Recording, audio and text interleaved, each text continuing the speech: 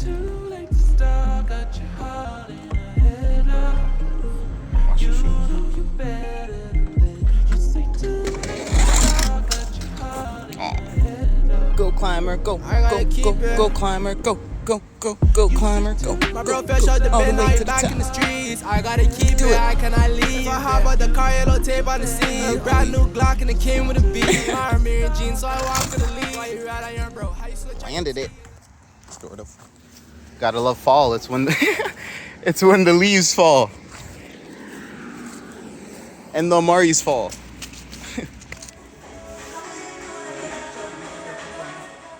You know I love you, right? I almost love you more than mommy. Uh-oh. How you come out of nowhere and you're just stealing people's love like that? How you do that? How you do that? How you do that? Let's go. I'll put on the timer for 5 minutes. You got 5 minutes of park time, boy. Go, go, go! Where's Chase? You gotta dig him out. Dig him out! There he is. Put him back where he belongs.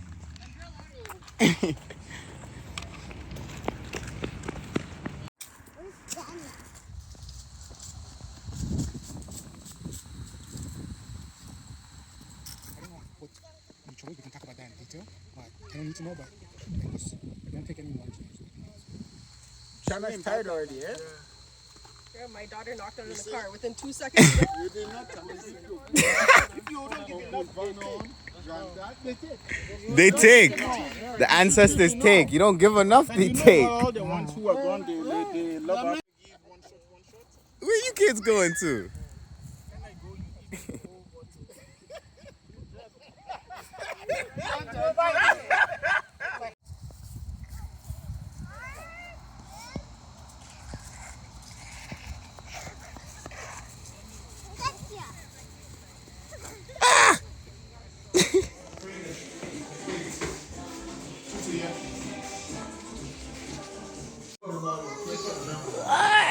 Come, people, come.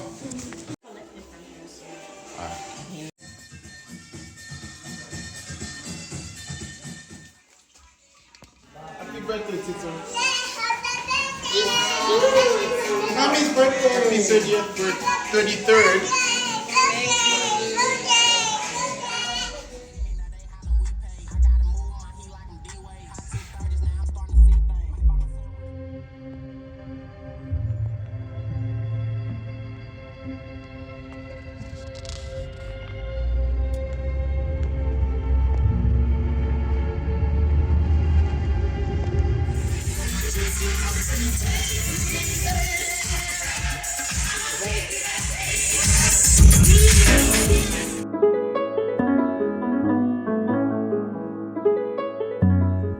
Not just as like an infrastructural piece, but also like a hydrological piece. But you know, Little Jamaica is only part of it. But it's nice to hear from a planner what's missing and what isn't, and what actually is needed for an engagement strategy.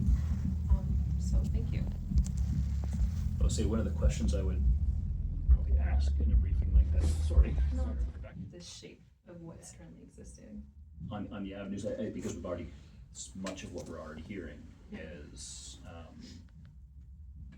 great discomfort over height and just great resistance to sort of any sort of change to the urban fabric, and we're not going to get the million houses that we need to build if we're going to have neighborhoods that are only very marginally changing, if at all.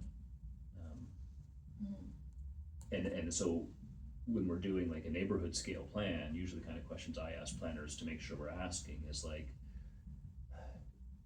much of what we do will be generic, but what are the big moves, the little moves, the unique moves that we want to make sure are part of that, and that's where I've seen actually plans deliver really interesting things. Like, what is it a particular pedestrian connection? I'm really impressed by what sort of has happened over time at King Spadina, where we have all of these little mid-block connections that kind of are reflections of the alleyway system that used to exist. Some of that is being recreated through these pedestrian used mid-block connections, because that's something that was heard way back when, was something that people didn't want to lose as that area was rapidly developing. So is it those things? Is it the parks and the parkettes? Is it the approach to landscape? Is it the public art? Like, what are the kinds of things that we want to make sure, in addition to bringing in some generic boxes, that actually give the place character?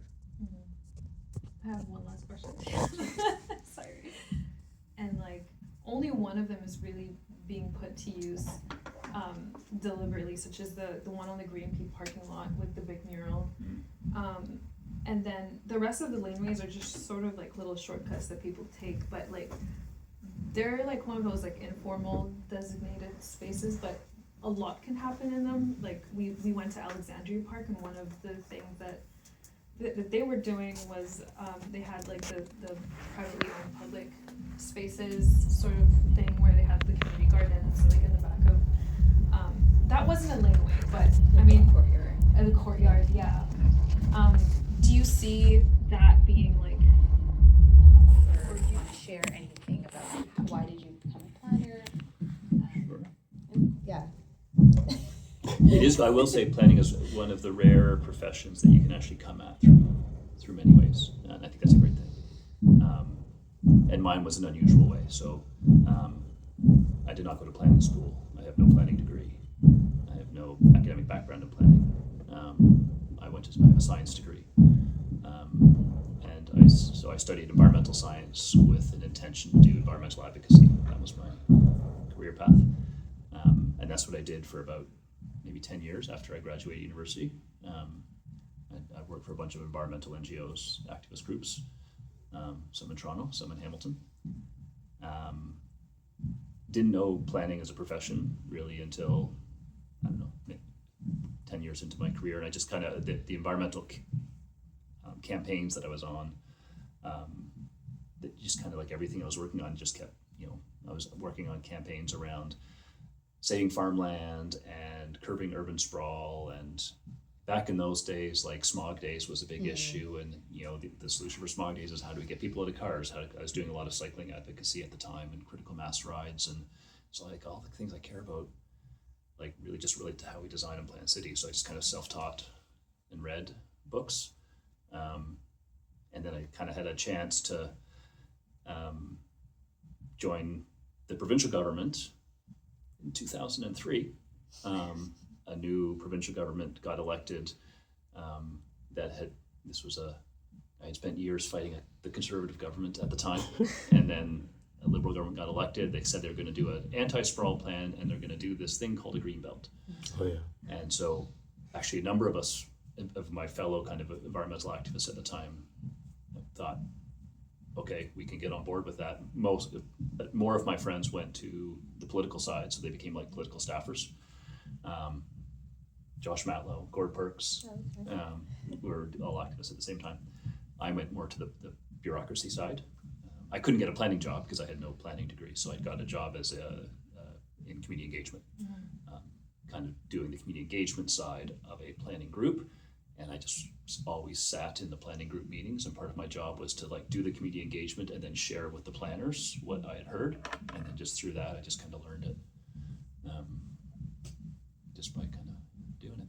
Wow, that's cool. So, but it's neat because you get planners that do come from All sorts of background. we work with lots of people who are very formally trained and have undergrads and masters in planning, but we also work with people who are architects and landscape architects and engineers, and my path may be just a few. It's maybe not a particularly common one, but yeah, people who come up through kind of community organizing and advocacy. Yeah. What's your background? You? Environmental studies as well. Hey. I actually have a biology degree. What's going on YouTube? We are back with another one. Just finished this mapped out design course. Woohoo!